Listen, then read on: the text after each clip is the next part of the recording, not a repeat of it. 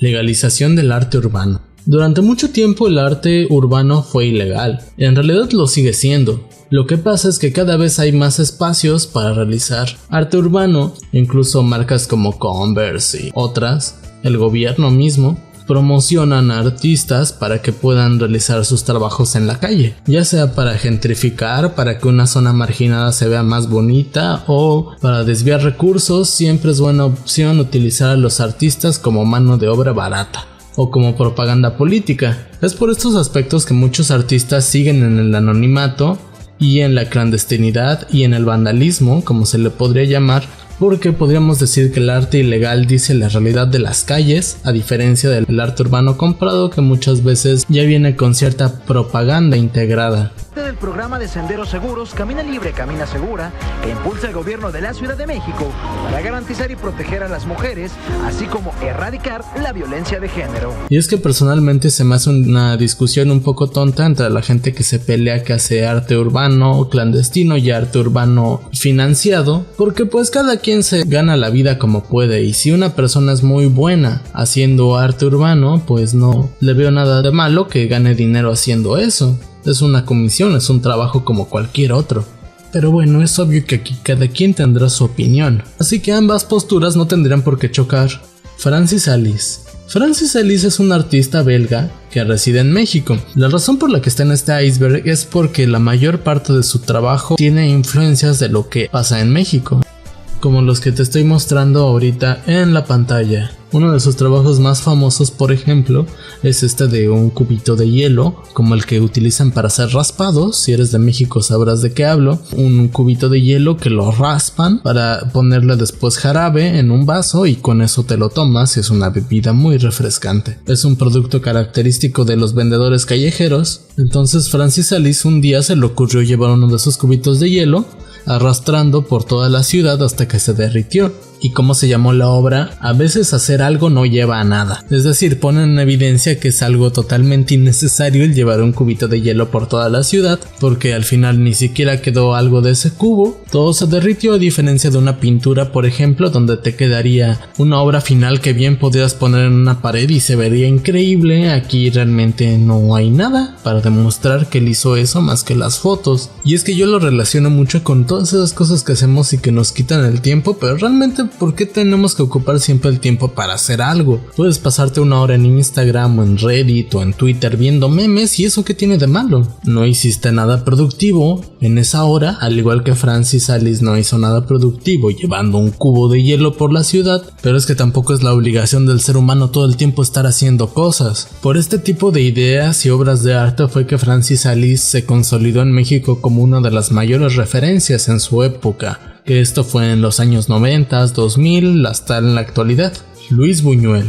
Luis Buñuel es una de las mayores influencias en el cine mexicano. Él fue parte de esta llamada Edad de Oro del cine mexicano, que fue en la primera mitad del siglo XX, cuando México estaba al nivel de Hollywood, y no estoy bromeando con eso. Luis Buñuel encontró aquí la plataforma perfecta para mostrar lo que ya habíamos dicho, que México es el país más surrealista. Entonces él era de esa escuelita del surrealismo, creó obras de arte realmente impactantes junto a gente como Gabriel Figueroa, mostrando el lado surrealista de México a través del cine, como la película Los Olvidados, que retrata de una forma muy cruda el México de la época. Hermenegildo Bustos. Hermenegildo Bustos es un pintor mexicano del siglo XIX y que murió justo en 1907. Es una persona muy carismática porque él nunca estudió en una academia de artes y por lo tanto su arte se hace muy sincero, especialmente cuando nos damos cuenta que él nunca fue reconocido en su tiempo, no de la forma en la que debería como en la actualidad, porque en realidad era un artista de pueblo, era un artista que se dedicaba como oficio a hacer retratos, a hacer pinturas para decorar. Entonces pues nunca fue muy apreciado por la época porque simplemente era alguien que vivía de eso, de pintar cuadros. Y hay que agradecerle que gracias a él podemos entender qué tipo de comida se comía en ese tiempo, qué tipo de gente existía en ese tiempo, cómo vestían, etc. Linati. Claudio Linati fue un artista europeo italiano que vino a México como comisión. Le pagaron por venir a trabajar aquí. En realidad en Europa nunca fue bastante conocido ni nada, simplemente era un trabajador, un litógrafo más, pero en México hizo su gran labor histórica.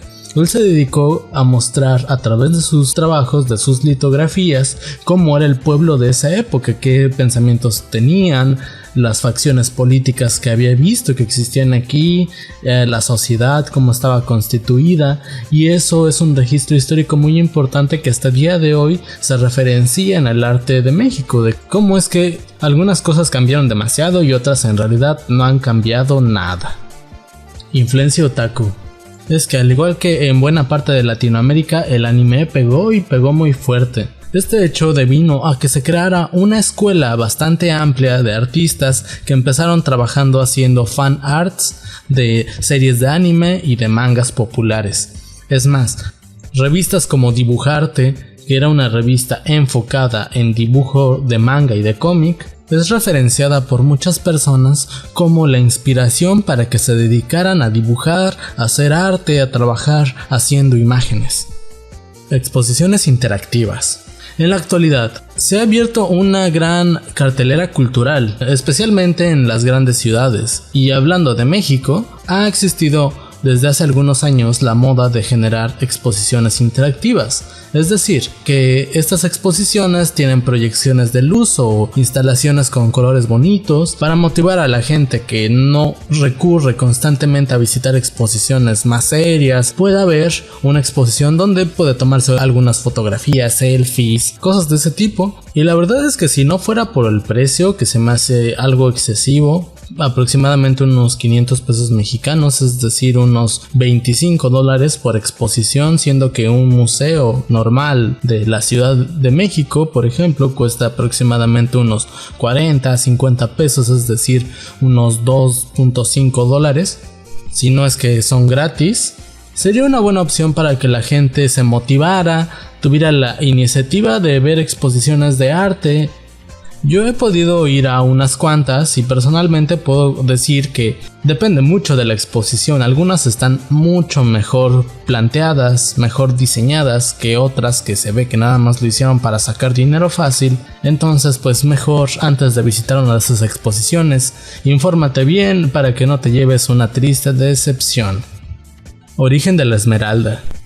Y bueno, la Esmeralda surgió como una escuela al aire libre en sus inicios, creada por las grandes figuras artistas de la época, Frida Kahlo, Diego Rivera, entre otros. Estas personas lo que querían era dar una retribución social, haciendo que el pueblo pudiera tener acceso a educación artística. Por eso estos maestros, grandes maestros del arte mexicano, trabajaban de gratis y aún así pues no había presupuesto para hacer muchas cosas. Entonces el nombre de esta escuela devino en que una señorita que se dedicaba a la producción, llamada La Esmeralda, se ofrecía como modelo, y al igual que los maestros ella lo hacía también totalmente gratis, por lo cual como agradecimiento le pusieron el nombre, porque gracias a ella los artistas de la época tuvieron una modelo donde estudiar anatomía y donde desarrollarse como artistas.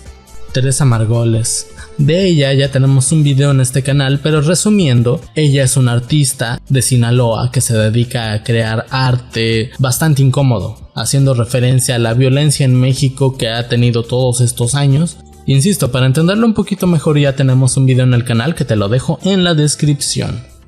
La panadería. La panadería, fundada en 1994 o extinta poco tiempo después, fue un espacio creado por Joshua Cohn y Miguel Calderón, ambos artistas, llamada así panadería porque sus papás anteriormente tenían una panadería, un establecimiento de venta de pan en ese local, entonces ellos aprovecharon y crearon un espacio artístico que se llamaba así, la panadería. Entonces este fue un lugar donde mucha gente que ahora es muy reconocida en el ámbito del arte mexicano, tuvo sus primeras exposiciones o sus primeros encuentros con crear cosas experimentales en el arte. Entonces si le preguntas a un artista contemporáneo mexicano que tiene sus 45, 50 años más o menos, te va a decir que ese espacio realmente fue muy importante en esa época. Ilustración y cartonistas. Este punto del iceberg hace referencia a la gran tradición que existe en México sobre los cartones o las caricaturas o como le quieras llamar. Es decir, Figuras importantes han salido de aquí, de México. Para no irnos tan lejos, podemos hablar de cartonistas como Magoo, Quesada, Rius, cómics bastante populares como Mimín Pinguín, La Familia Burrón, etc. Y existiendo caricaturistas como Trino, que fueron una gran influencia para varias generaciones. Y posteriormente, en la actualidad, que está muy de moda, muy en tendencia que los artistas hagan ilustraciones, especialmente para subirlos a las redes sociales y que tengan muchos likes. Esto ha aumentado la cantidad de gente que hace monitos, cada quien a su estilo. Pero definir eso sería quedarnos cortos. Simplemente al entrar a Instagram un rato te vas a dar cuenta que existen miles y miles de ilustradores e ilustradoras, por lo que decir nombres en la actualidad sería muy complicado. Taller de Gráfica Popular. El Taller de Gráfica Popular fue descendiente directo de la lucha ideológica que resultó de la Revolución Mexicana. Y de ahí surgieron las imágenes que te estoy mostrando, que son imágenes que marcaron hasta hoy en día. Vas a una manifestación, vas a una marcha y te vas a encontrar seguramente una imagen que realizó el Taller de Gráfica Popular. Y no por nada, grandes maestros de las artes gráficas pasaron por ahí. Por ejemplo, este grabado que lo amo, es hermoso, donde muestra a Guadalupe Posada viendo indignado con su gubia en la mano cómo están atacando al pueblo, cómo la policía, el gobierno está atacando al pueblo.